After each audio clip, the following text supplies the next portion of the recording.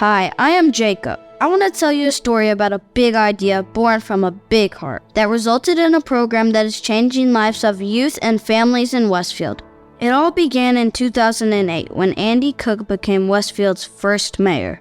While spending time with law enforcement on the street, he witnessed kids and teens making bad choices, going down the wrong path. There was no support system in place. That had to change.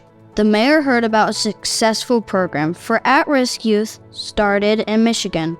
That sparked an idea. Schools, judges, police, and local government joined forces with the community, setting the newly formed Westfield Youth Assistance Program in motion in 2009. Westfield Youth Assistance Program has inspired 5 more communities to offer up the program as well, leading up to the Hamilton County Youth Assistance Program, which to date has supported thousands of youth. And I am one of them.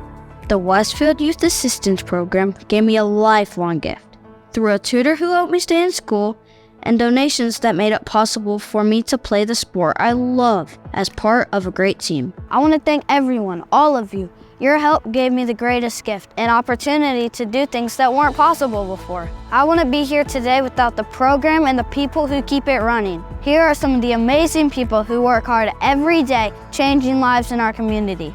How about a big hand for these awesome people?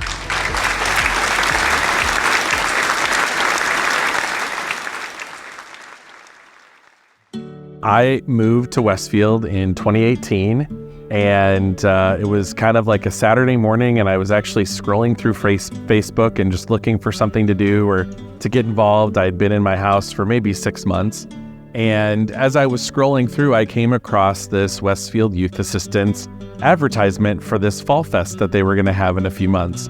And I paused, and I thought, gosh, that is so odd. There was a youth assistance program that I was a part of back in Berkeley, Michigan. And I thought, I wonder if this is connected somehow. So I reached out to Tricia Akers, who is the director of the program. Come to find out that the program that I was a part of as a kid and later got asked to be a student board member and joined in the 7th grade and stayed on the board till my senior year was the exact same program that I was now going to become a part of here in Westfield. When we first began to think about this, Tricia Akers was working on the ground, and she read about this one in Michigan.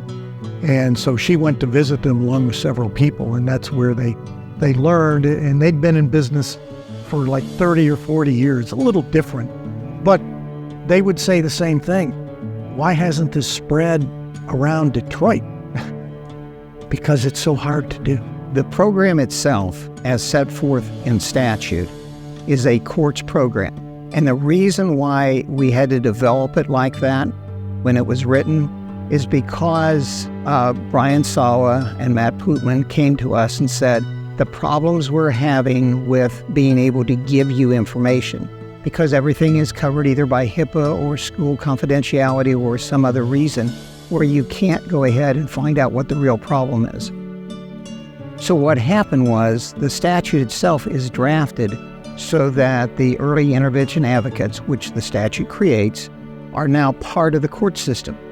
Because they're part of the juvenile court system, all those problems with confidentiality are waived. But we have programs and services to help youth and families to really help empower them and take a holistic approach. So, whether that is mental health supports, whether that's mentoring, tutoring, whether that is connecting them to resources in the community because they're homeless or they need food or clothing, or they just need a positive pro-social activities along with those other services. So yeah, we do receive many referrals each year, and I would say that's growing exponentially as Westfield just grows and the needs of our youth just become more dynamic, and the services, the need for that just become deeper.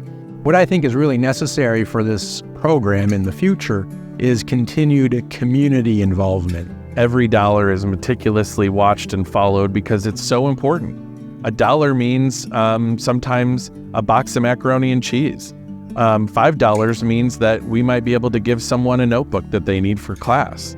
$100 means they get to have a CAP experience that's going to change their life. I would say that one common misconception is that we only serve low-income youth, and that's not the case. We do tend to get more referrals for whatever reason that are low-income youth, and we do recognize that that's yet another risk factor that, provides that neighborhood disadvantage and not as much access to resources. So that is absolutely a barrier, but we serve all youth who are aged 3 to 17 who are referred to us, no matter the income. One of the other things I've always been proud about in this program is how we have truly affected the juvenile criminal justice system, not just by way of looking at individual families or individual children, but in a macro sense. I know not everybody likes statistics. We have cut the number of children entering our legal system in the last 5 years. We have cut that amount in half. And we used to have at the Hamilton County Jail a whole building for overnight juvenile detention. And I would get calls from our judges every now and then through the last few years that, Andy, the population this evening in our detention center is 0. Now that made me very happy. Matter of fact, that building has now been repurposed. The goal that I think for the Westfield Youth Assistance Program would always be to reach out to each generation of children coming through the schools. Each generation has different problems, and you cannot always go ahead and set up a program and say, this is your program and it's done. It is constantly evolving because of the kids coming through it and the families coming through it. Every kid deserves that chance. Every kid deserves to be believed in. Every kid deserves to know that they can go home and have a great meal. If I've got to worry about what I'm having for lunch, I can't spend time reading a book or thinking about how I'm going to be an amazing person someday. I'm asking you, and this program's asking you, to pause and say, if it is to be, it's up to me. Maybe have a little healthy disregard for the impossible. What's the greatest gift you can give today to change the life of someone like me?